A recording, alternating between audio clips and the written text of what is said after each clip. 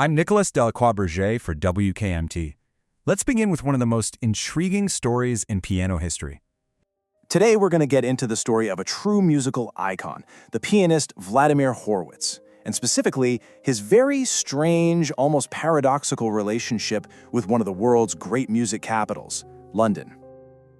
To really get this story, you have to kind of feel the city first. So picture this. You're in London. You can almost smell the wet pavement right outside the tube station.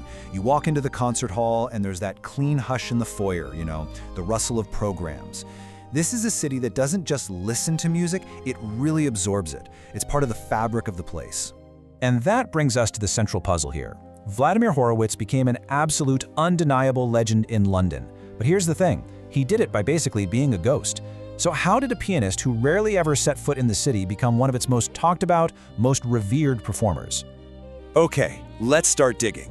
Our first clue takes us back to his debut in 1927. It was shocking, it was dramatic, and, well, it was deeply controversial. I mean, just look at the reaction. You couldn't find a middle ground if you tried. On one side, you have the Times calling his playing execrable, horribly noisy. But then, on the complete other end of the spectrum, you've got the famous critic Neville Cardis calling him, and I quote, the greatest pianist alive or dead. He literally split the room from the very first note he played. And that's the key right there. His debut wasn't just a concert, it became a public debate. It set Horowitz up not just as a musician, but as this phenomenon that you had to have an opinion on. And that controversy, that was the very first seed of his legend.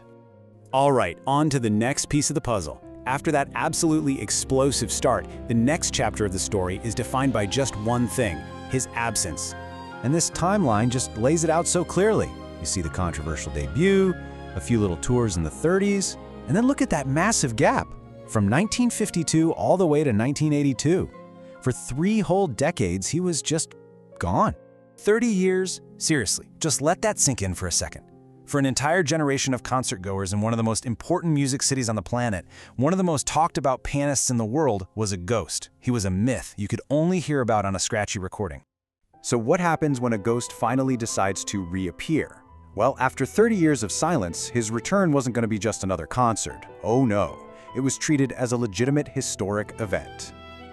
You can just imagine the anticipation when he finally walked onto the stage at the Royal Festival Hall on May 22, 1982. That 30-year wait had cranked up the pressure and turned what should have been a simple musical performance into a massive cultural moment. And of course, the media machine just went into overdrive. Look at this BBC listing from The Guardian a few years after the concert. It isn't just advertising a TV show, it's framing it as this incredibly rare opportunity, reminding everyone he'd been gone for 30 years and that this was another chance to witness a piece of history. And this part is absolutely key. By recording that concert and then rebroadcasting it over and over, television took an event that happened for just a few thousand people on a single night, and it transformed it into a shared memory for millions. The legend can now be relived in living rooms all over the country. Okay, so we've got all the clues, a debut that split the city, a 30-year silence that built up this insane anticipation, and a televised return that turned him into a myth. Let's put it all together and finally solve this mystery. It all really comes down to this one simple idea, something we can call the scarcity effect. See, his legend wasn't built on his genius alone. It was supercharged by his absence, by the incredible rarity of his appearances, and by how the media framed every single one as a precious, unmissable event. You can basically break it down into 4 simple steps. It's almost like a formula, a legend-making machine. First, you start with a controversial bang. Then, you fuel it with a long and mysterious silence. After that, you cash in on all that pent-up demand with a heavily publicized return that gets shared and reshared until it becomes a myth. So at the end of the day, the big takeaway here is that in London, Horowitz wasn't just another musician on the concert circuit. No way. He was an event. His absence made every single performance feel like this profound, necessary proof of his talent, something you absolutely had to witness. And that kind of leads us with one last question, doesn't it? This formula, building a legend through scarcity, it's incredibly powerful. So who's doing it today? What modern artists are building their own legends, not on being everywhere all the time, but on being incredibly hard to see? If this question interests you, well, you'll find the full article through the link in the description below. And I'd be very glad to know which artists you believe are shaping legend through rarity today. And if this theme fascinates you, do stay with us. In our next video, we continue exploring the strange ways great pianists become unforgettable. Subscribe to the channel so you don't miss it.